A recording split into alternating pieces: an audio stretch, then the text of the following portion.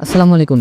আপনারা যারা ফ্রিল্যান্সিং শুরু করতে চাচ্ছেন অথবা অলরেডি শুরু করে দিয়েছেন, অনেকেরই প্রশ্ন থাকে যে ল্যাপটপের কনফিগারেশন কেমন হতে হবে।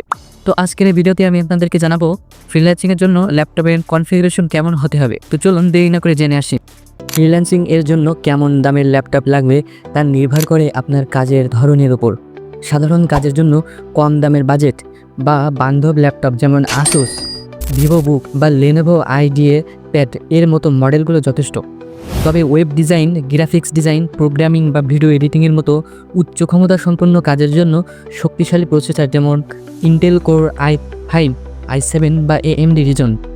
তো ফ্রিল্যান্সিংয়ের জন্য সর্বপ্রথম 5টি বিষয়ে যদি পারফরমেন্স বেশি ভালো হয় তাহলে আপনি ফ্রিল্যান্সিং করতে পারবেন। যেমন নাম্বার 1, প্রসেসরের কথা যদি আপনি বলেন তাহলে ইন্টেল কোর i3 বা AMD রিজন হলে আপনি দ্রুত পারফরমেন্স বেশি ভালো পাবেন। Number 2, RAM. আমি বলবো যে ফ্রিল্যান্সিং করার জন্য সর্বনিম্ন 8 GB র্যাম হলে আপনি ফ্রিল্যান্সিংটা খুব ভালোভাবে চালিয়ে যেতে পারবেন।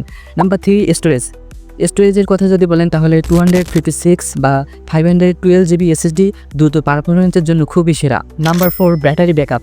কাজের সময় বিদ্যুৎ সংযোগ না পেলেও কাজ চালিয়ে যাওয়ার জন্য ভালো ব্যাটারি লাইফ থাকা খুবই জরুরি। নাম্বার 5 আসুন ডিসপ্লে।